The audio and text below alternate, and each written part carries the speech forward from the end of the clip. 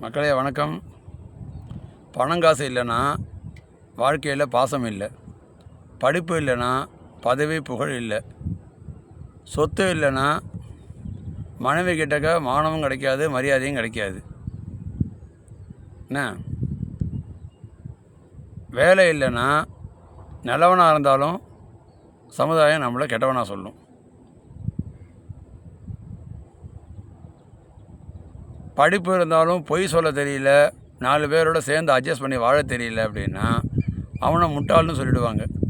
நல்லவனுக்கு காலம் இல்லை, கெட்டவனுக்கு நேரம் இல்லை, ஞானிக்கு ஆணி இல்லை, யோகிக்கு துரோகி இல்லை, சன்னியாசிக்கு சந்நியாசம் இல்லை. அதாவது சந்நியாச வாழ்க்கை இல்லாத வாழ்க்கை, இல்லற வாழ்க்கையை ரகசியமாக வச்சுக்கிட்டு வாழ்கிற சன்னியாசிகள் தான் நாட்டில் வாழ முடியும். உண்மையாக இல்லையா? லைக் பண்ணிட்டு சொல்லுங்கள்.